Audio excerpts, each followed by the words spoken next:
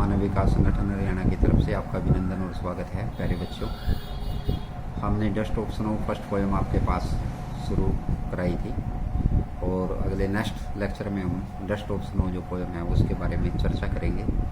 और इस पोएम से संबंधित कोई भी जो डाउट्स हैं आपके, उस नेक्स्ट जो लेक्चर हमारा लगेगा उसमें हम डिस्कस करेंगे। तो आज डस्ट ऑफ स्नो के बारे में आपने पता है कि डस्ट ऑफ स्नो जो है बीन रिटन बाई जो है रॉबर्ट फ्रॉस्ट के द्वारा यह कविता लिखी गई है। It is an important poem, बहुत प्रसिद्ध कविता है और he has written many poems, बहुत सी कविताएँ उसने लिखी है।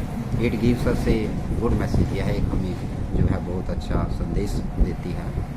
तो इट वॉज वेरी कोल्ड, बहुत ज़्यादा सर्दी थी, and the snow was falling, और जो बर्फ़ थी वह गिर रही थी। एक रो केम, एक कौवा आया, and set on the tree, वह वृक्ष पर बैठ गया। It soak the dust of snow on the poets, और उसने जो धूल के कण थे वह कवि के ऊपर गिरा दिए। This brings A change in poets mind, और इससे जो है कवि के माइंड्स में जो उसका मूड था उसमें एक बहुत परिवर्तन आया।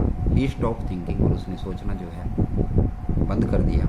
He felt that it has saved the rest of his day, और उसने सोचा कि उसका जो बाकी का दिन था वह अब बच गया है। ही गोट द न्यू एनर्जी, और उसे एक नई जो है शक्ति मिली है, नई ऊर्जा मिली है। तो कहने का अभिप्राय है कि पहले जो पोएट्स था वह एक सैड मूड में था, बहुत उदास था, और जैसे ही कौवा आया और उसने उसको वृक्ष को हिलाया और जो बर्फ के कण थे वह कवि के ऊपर गिर गए, और कवि जो है उठ खड़ा हुआ और उसने सोचा कि चाहे उसका आधा दिन जो है वेस्ट हो गया था, ख़राब हो गया था, लेकिन आधा दिन फिर भी उसने बचा लिया है। इसलिए यह पोएम जो है पहले सैडनेस की तरफ जाती है, उदासी की तरफ, और फिर उदासी से जो है वह जो है खुशी की तरफ बढ़ जाती है। तो और इसका कहने का अभिप्राय पोएट्स का यह है कि हमें जो है अपने जीवन में पॉजिटिव रहना चाहिए, और जितनी भी हमारी ऊर्जा और समय हमें मिले उसका हमें भरपूर प्रयोग करना चाहिए। तो प्यारे बच्चों, इसमें एक 100 टाइप क्वेश्चन बनता है, जो ये तो मेन समरी टाइप क्वेश्चन था, 7-8 लाइनें आप कर सकते हैं इसकी। तो where was the poet and what happened to him, कवि कहाँ पर था और उसके साथ क्या हुआ। देयर वाज स्नो एवरीवेयर, प्रत्येक जगह बर्फ पड़ी हुई थी। The poet was under a hemlock tree, और कवि जो है एक दतूरे के वृक्ष के नीचे आया। सडनली एक रो सोक द ट्री, अचानक ही एक कौवे ने उस वृक्ष को हिलाया। The dust of snow fell on the poet, और कवि के ऊपर धूल के कण गिर गए। इट चेंज हिट मूड, और उससे जो है उसका मूड जो है बदल गया। 200-300 टाइप क्वेश्चन आपको मिलेंगे इससे संबंधित ही क्वेश्चन, लेकिन उनका आंसर जो है आपको सेम ही मिलेगा। तो क्वेश्चन अलग अलग हैं लेकिन आंसर जो है एक ही होगा। आगे नेक्स्ट क्वेश्चन ये भी हो सकता है कि how was the poet mood, कवि का कैसा मूड था, और what happened is sudden change to it, और उसमें अचानक परिवर्तन कैसे आएगा। उसका भी आंसर सेम यही है कि देयर वाज स्नो एवरीवेयर, प्रत्येक जगह बर्फ पड़ी हुई थी।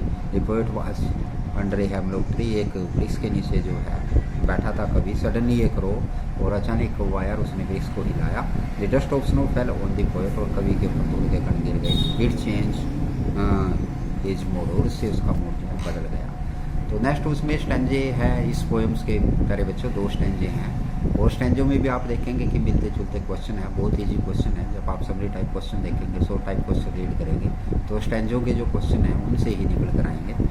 तो name the poem at the poet, first stanza का क्वेश्चन बन सकता है कि कवि का नाम और कविता का नाम, ये सिंपल है। The name of the poem dust of snow and the poet is Robert Frost है। सेकंड क्वेश्चन बन सकता है what did the crow do the hemlock tree, के उस पर कवि जो कौवा था उसने क्या किया। ही सोक द हेमलॉक ट्री, उसने जो है उस दतूरे के जो वृक्ष था उसको हिला दिया। तो where was the poet at that time, उस समय कवि कहाँ था। The poet was under the hemlock tree at that time, उस समय जो है कवि जो है दतूरे के वृक्ष के नीचे था। तो प्यारे बच्चों, इसी तरह सेकंड स्टैंजा है, सेकंड स्टैंजे में भी क्वेश्चन वही name the poem and the poet बनेगा। और how was the poet mood, कवि का मूड कैसे था। The poet was at sad mood, एक उस उदासी मुद्रा में था। What happened to the mood, the dust of snow had change his mood, और जो धूल के कण थे उससे जो वे पोएट के ऊपर गिरे तो उससे उसका मूड जो है चेंज हो गया। तो प्यारे बच्चों, ये 2 स्टैंजे जैसे इस कविता के हैं, और डस्ट ऑफ स्नो के बारे में आपको कराया है।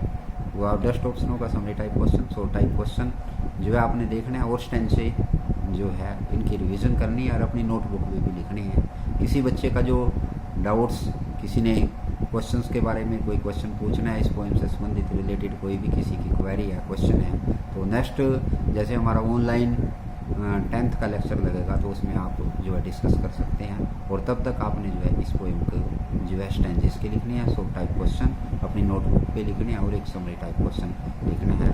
तो मैं इन्हीं शब्दों के साथ अपनी वाणी को विराम दूंगा और मानव विकास संगठन जो चैनल है आपका अपना चैनल है, इस चैनल को आपने सब्सक्राइब करना है और इस वीडियो को शेयर और लाइक करना है। जय हिंद।